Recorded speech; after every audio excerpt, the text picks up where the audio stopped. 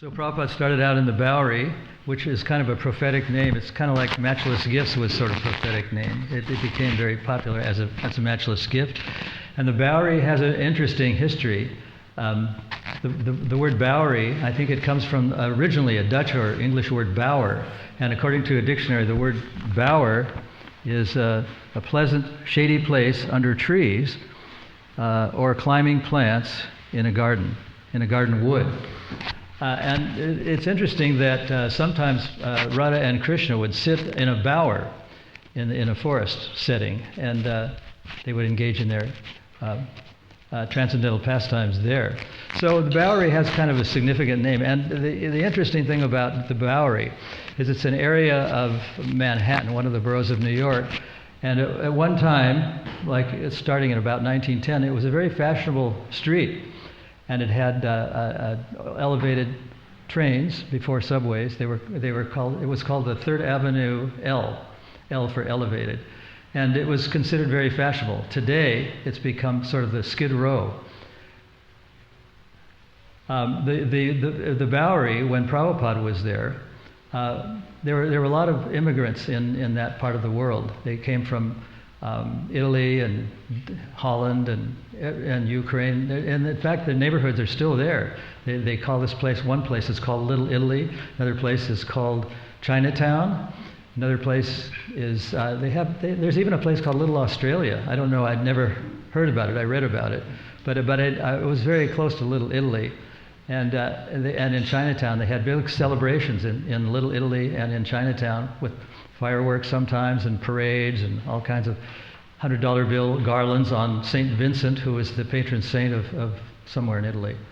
So that's the bit of the history of the Bowery and Lower Manhattan. And Prabhupada used to walk to Chinatown to get bitter melon because it was the only place he could find it. I mean, the only place that was relatively nearby.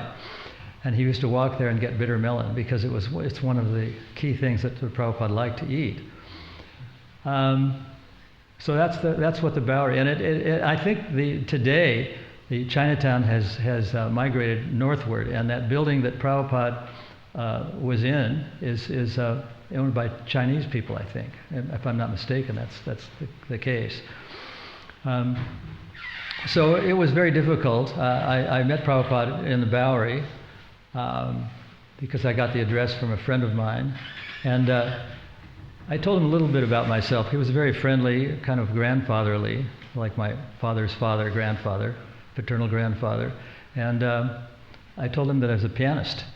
And he said, well, I'll teach you how to play the piano for Krishna. And I thought to myself, play the piano for Krishna? How's that possible? I mean, a flute I could understand, a sitar, but piano? I mean, who's ever heard of a piano being played in India?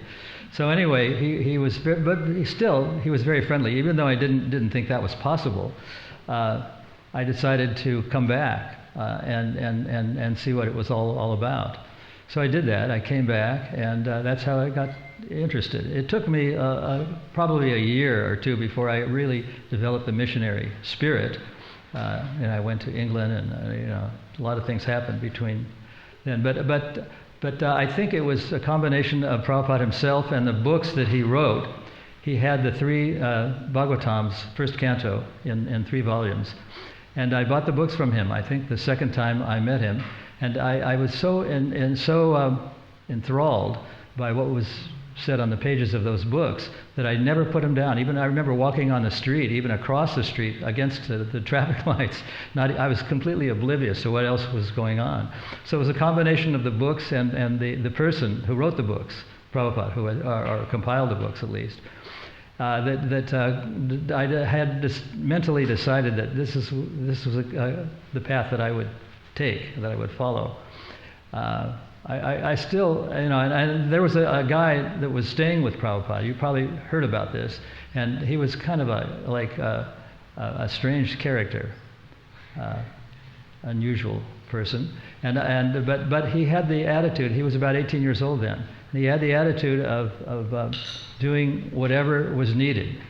And I thought the guy was acting like a slave, kind of. Like every time Prabhupada wanted water, he would run to the back of the loft and get some water. And I just thought, wow, this guy is really over the top. I don't want to be like that. And so that was my initial thing. And anyway, there's a long story about what followed. We're not going to go into it now because we don't have a lot of time, but that's my story. And my offering, I probably won't have time to read it because it's very short. It's kind of boring actually. That's my thought. So thank you for listening. Hare Krishna. Huh? Well, the Bowery is a pretty funky place. I saw literally drunks laying on the street, and they were picked up by the ambulance and taken away. Sometimes they were dead.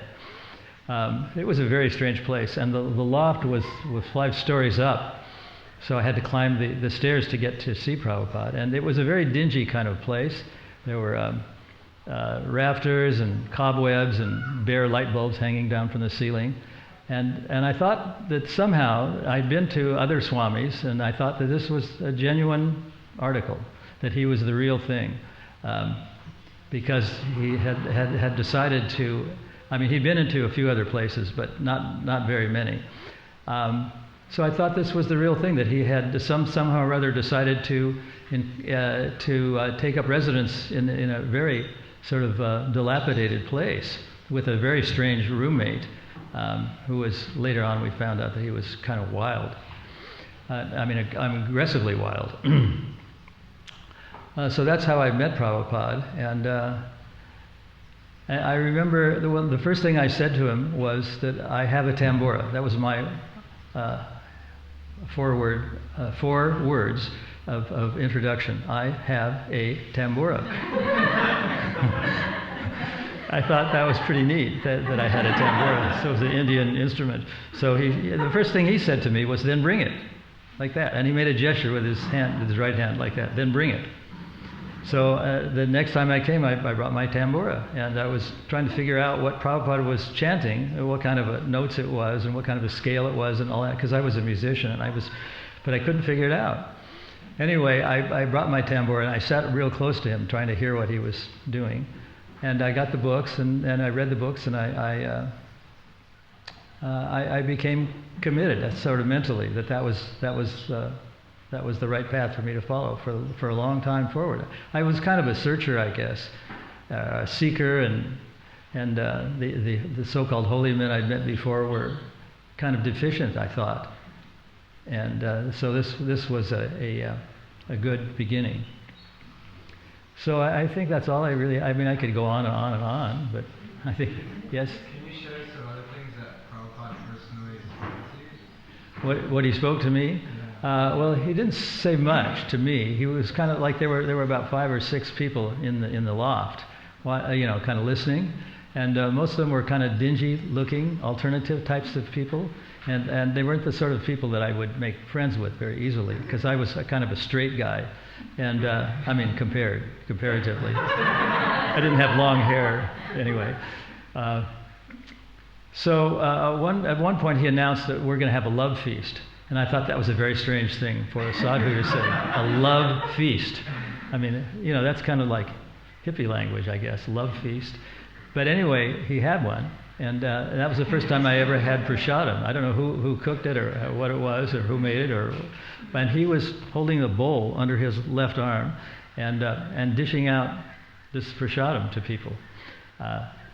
And they were eating it. They liked it. It was different. It was really different. I mean, the spicing was stuff that they had never tasted before. So there were chickpeas and some kind of batter and a few other things, and that was the love feast. And everyone became. I mean, Prabhupada exhibited the nature of a gracious host. He wasn't talking philosophy. He was just literally forcing people to take more. They would finish one plate, and he would say, "Take some more." He wouldn't even say, "Take some more." He just put more on the plate.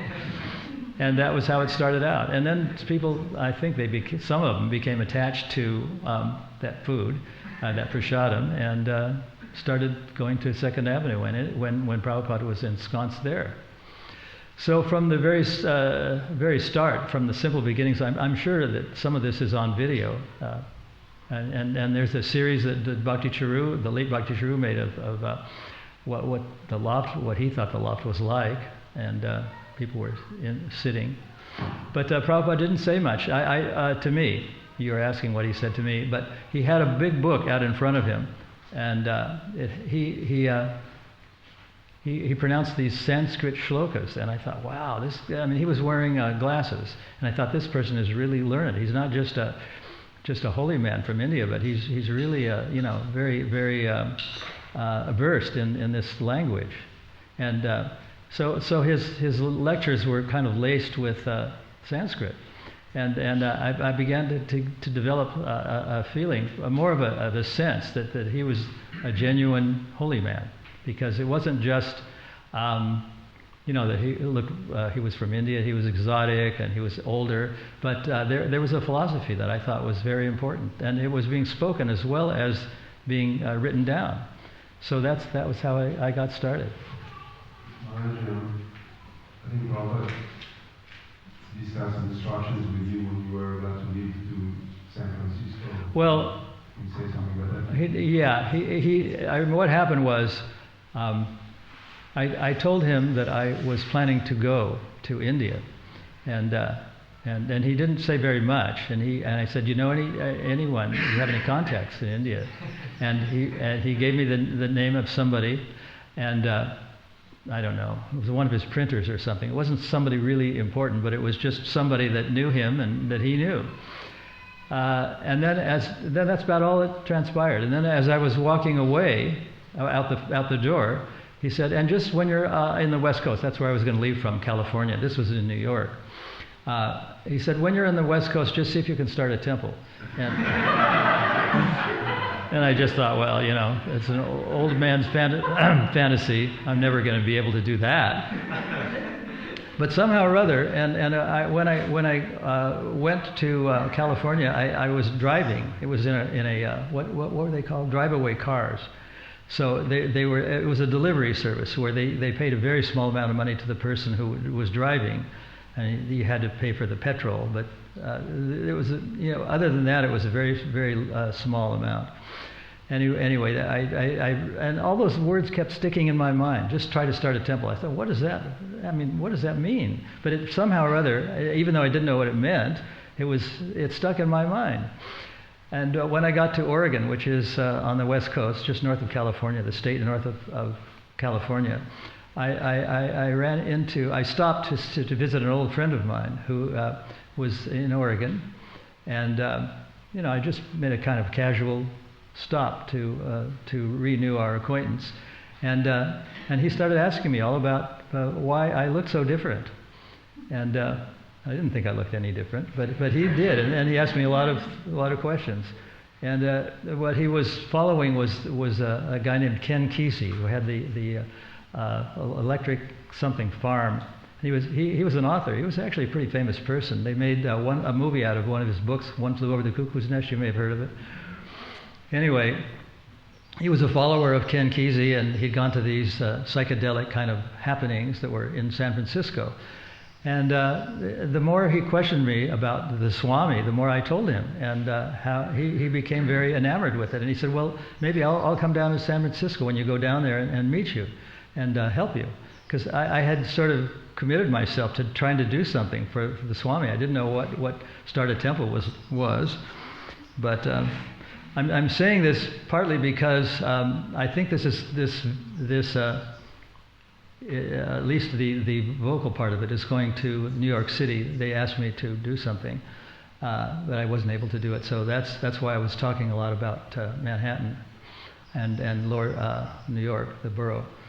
So anyway, he was talking, and then at a certain point I decided, well, this is it. I'm not even going to go to India. So I had tickets to go, and I just turned them in and got a refund, and decided that I'm just going to start a temple, whatever that means.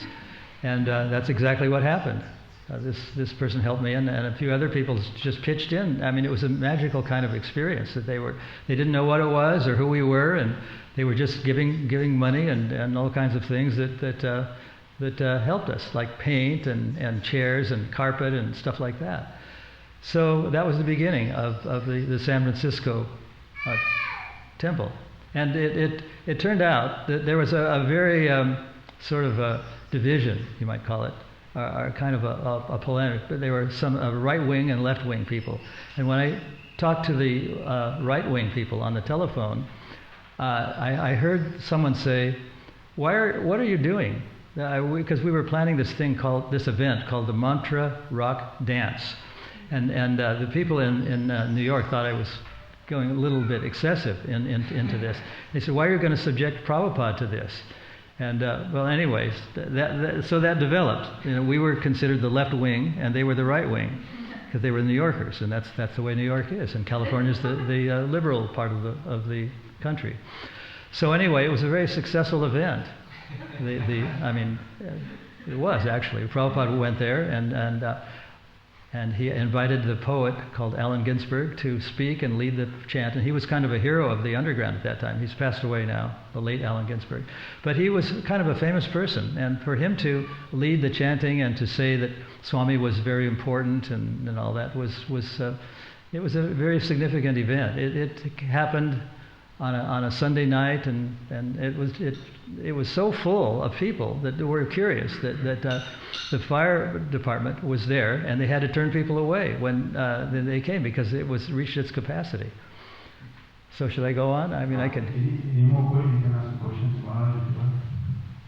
Yes. How many rounds were you chanting? I wasn't chanting any rounds at that time, and I think Prabhupada didn't even talk about chanting rounds.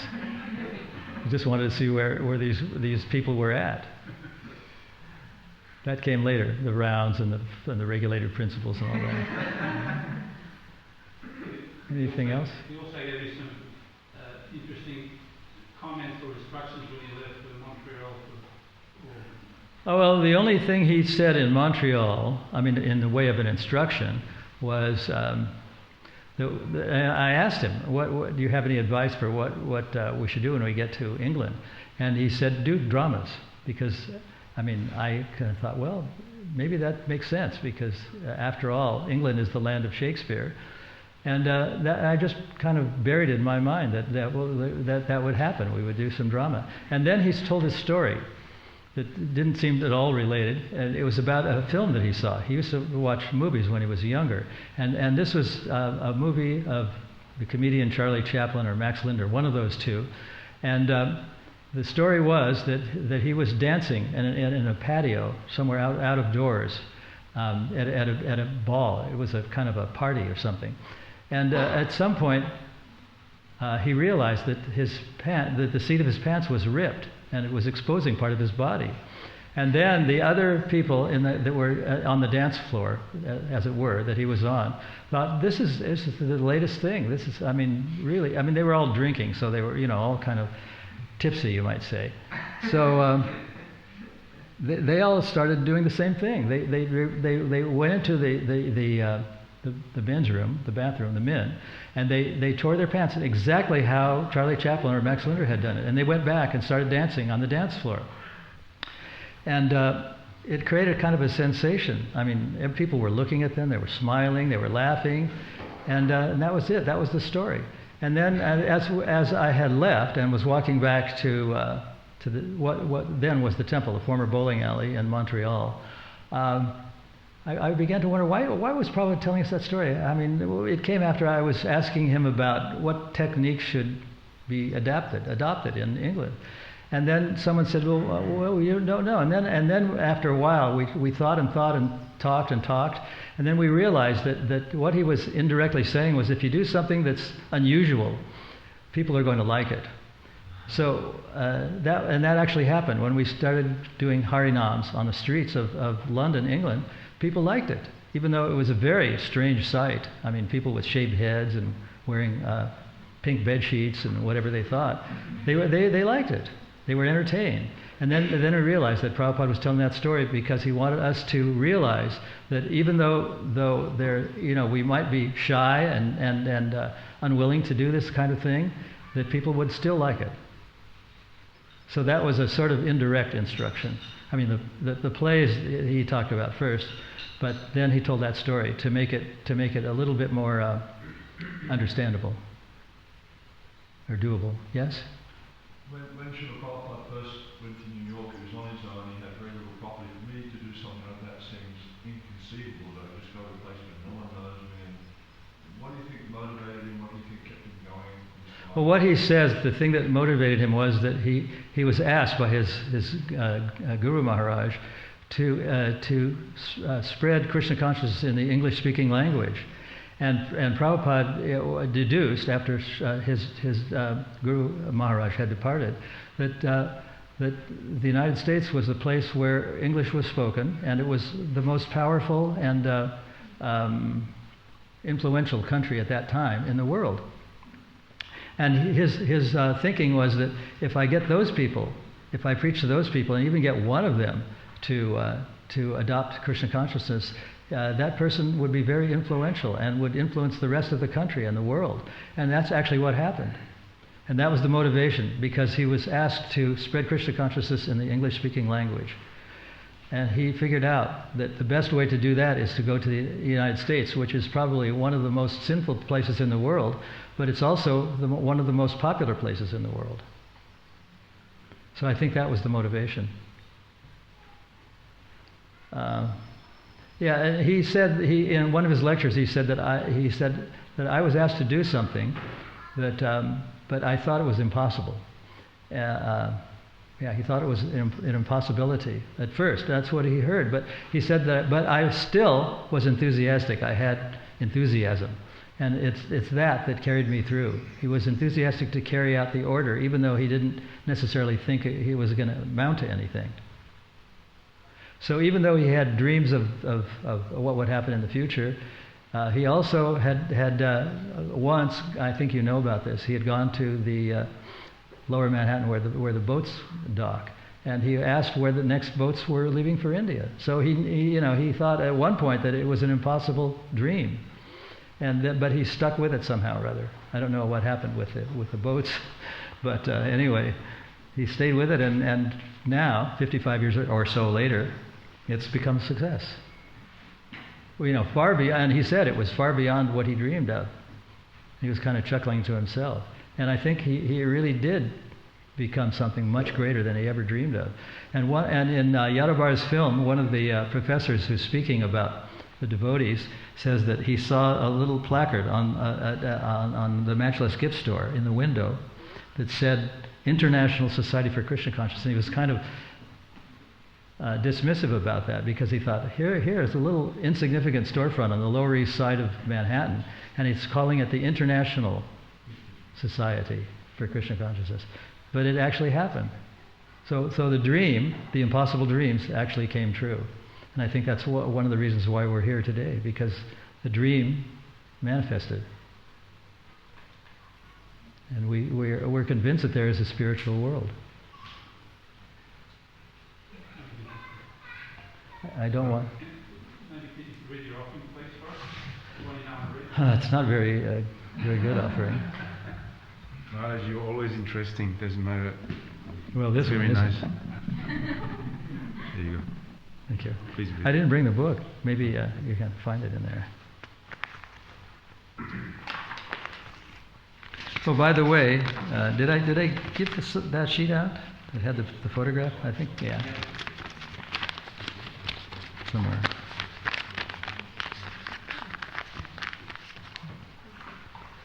It's not even there.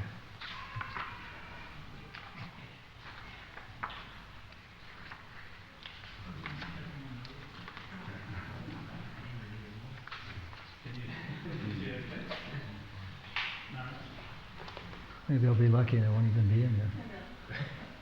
Well, it's LM. So Maybe you're in alphabetical. Non-TBC sannyasi as well? Or Yeah, no, it's maybe there's a special section. Look in the index. It's maybe in the index if it's there. Okay.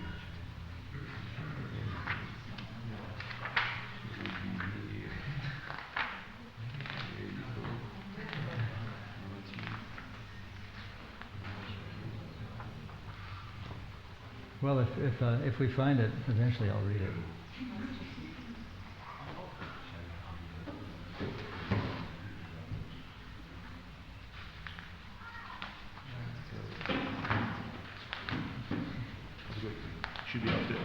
Yeah, should be. Then it goes to Anyway, it goes P. to P. So, anyways, so Krishna had a better plan. Well, thank you, Maharaj. Very nice to hear how Srila Prabhupada can empower in a way that is very consequential to the development of the Hare Krishna movement. Thank you, Maharaj.